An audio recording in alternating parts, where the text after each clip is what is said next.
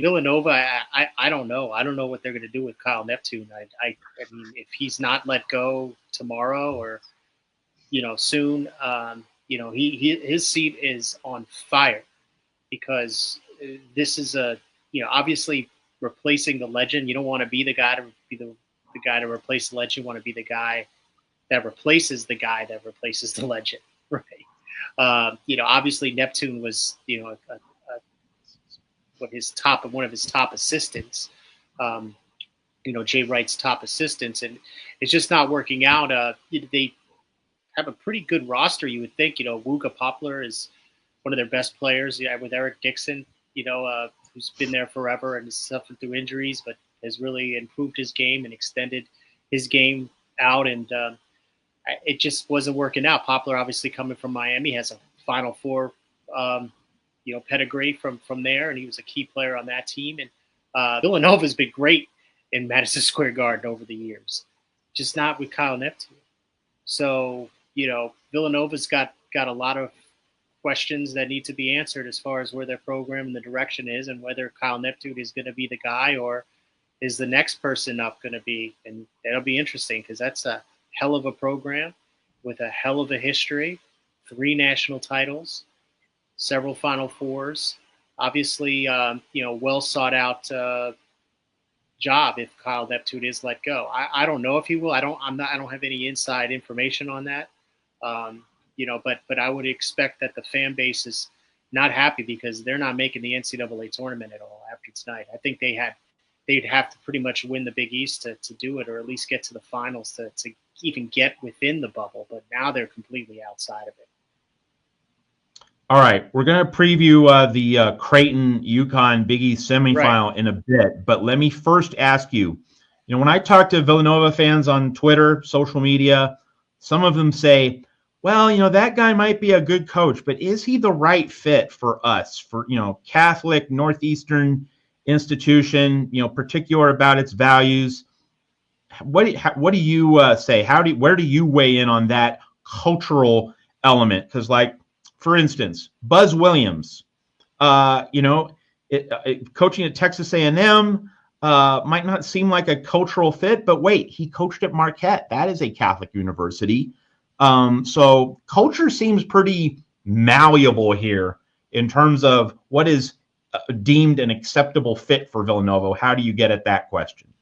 Yeah, this isn't the 1950s, man. So, let's throw all that out. The culture, culture is, what the culture is? Winning. That's the culture. Win. You win, they don't care.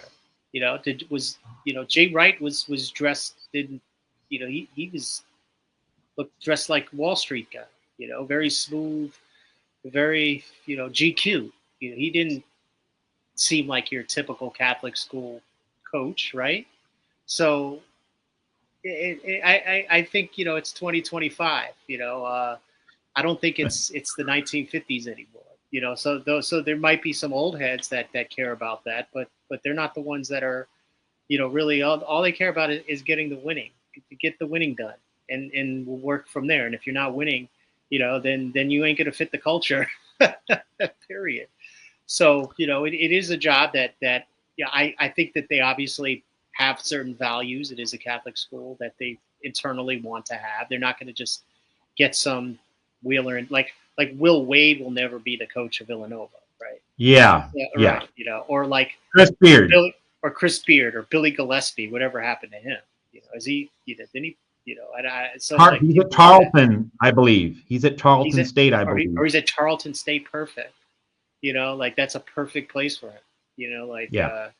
So it but not Villanova. So some guys, that they're not going to fit. They're not. There's going to be a certain demeanor, certain kind of pedigree that is not going to work for them. Like a Jim Herrick would never have been able to coach at Villanova.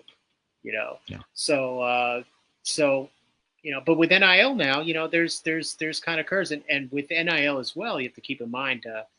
They're doing the revenue sharing now. So teams like, for instance, like going back to like Seton Hall, wasn't able to compete this past year because they just didn't have the NIL money, but they're doing revenue sharing now to kind of lift up some of the other programs that might not have the NIL budget. So, Shaheen Holloway didn't forget how to coach. He just didn't have the guys. Plus, they had a lot of injuries. So he's safe at Seton Hall, even though he had a bad year.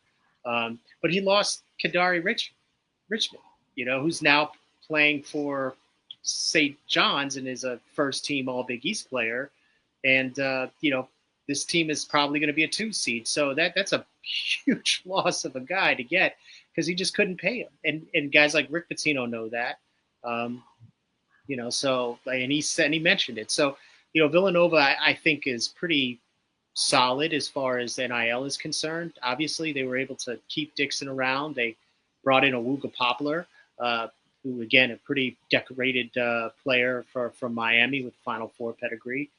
So it's not like they don't have the budget at Villanova to do that. It's not like Seton Hall, but I think they should be helped next year.